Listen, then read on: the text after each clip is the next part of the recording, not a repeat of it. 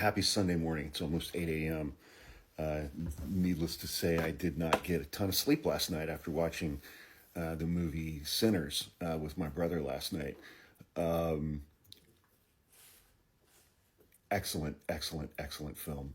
I need to rewatch it again. I've been trying to, I was out walking the dogs this morning, I was trying to come up with an analogy, with Donald Trump sending the National Guard into Los Angeles and Pete Hegseth saying that he was going to send active duty Marines into Los Angeles, presumably to shoot American citizens on American soil. I was trying to come up with an analogy. Well, what if Joe Biden had done X, Y, and Z during his presidency? And then I was like, well, there was one instance where it's not I don't have to come up with an analogy. There were two incidents very close in time to one another. I think one was at the tail end of the George W. Bush administration, and one was very near the beginning of the Clinton administration. Although I may have that timing off on the first incident. Ruby Ridge and the Branch Davidians at Waco.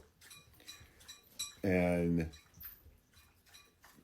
if you don't know what Ruby Ridge is, just Google Randy Weaver Ruby Ridge. He was a white supremacist who lived in a very remote area of Idaho and had arguably been goaded into committing a firearms crime by undercover federal agents.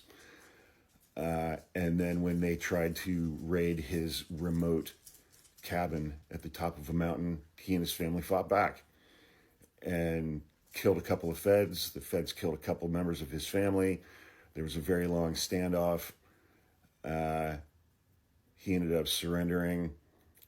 He went to prison, but then eventually he sued the federal government and won. He won like a couple, $3-4 million from them.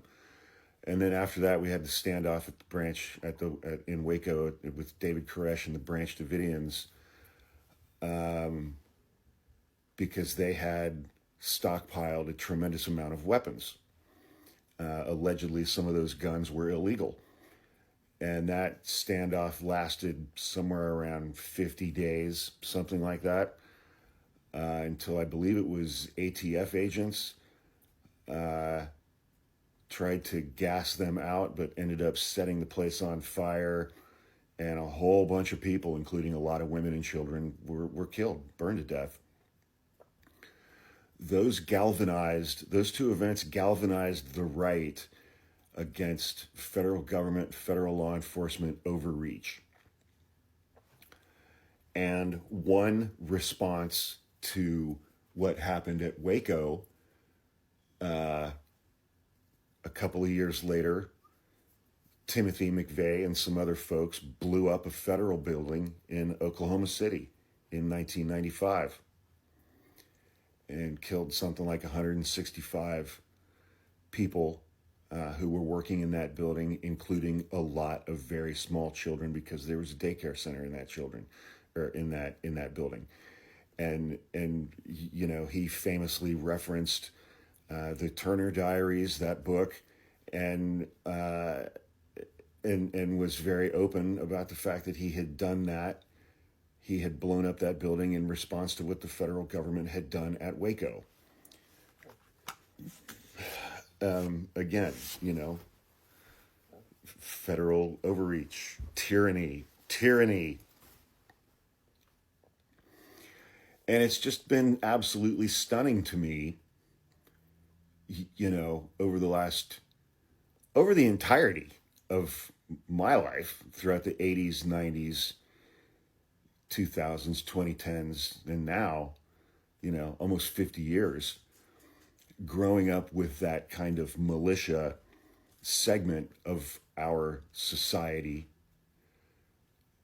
dominated, 99% by white guys, the Second Amendment crowd, the shall not be infringed, the We the People crowd, you know, who hate all gun regulations of any kind and have stated repeatedly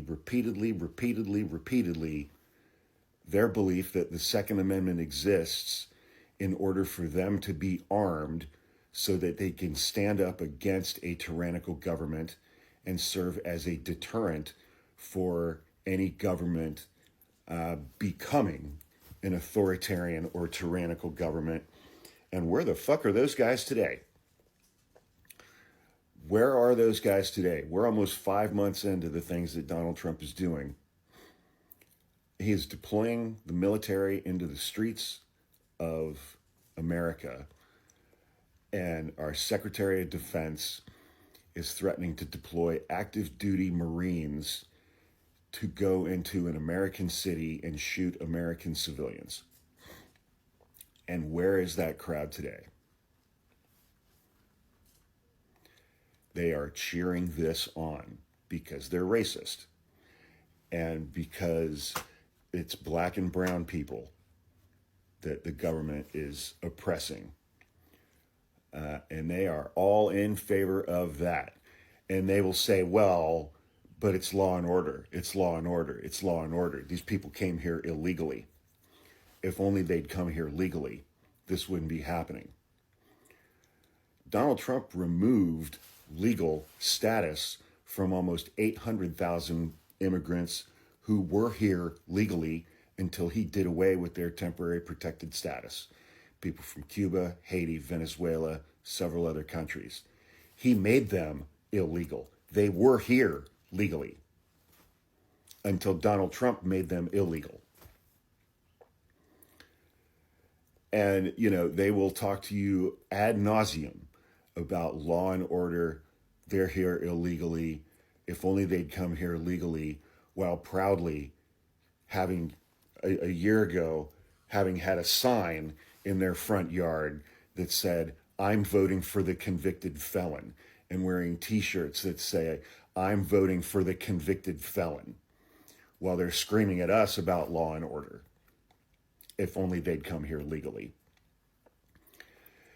And, you know, I mean, I've done a few TikToks. It's like where I've said the one thing that I am grateful to Donald Trump for is that he removed everybody's masks, every single one of them. And that applies to the Second Amendment crowd as well, because a tyrannical, authoritarian government is here.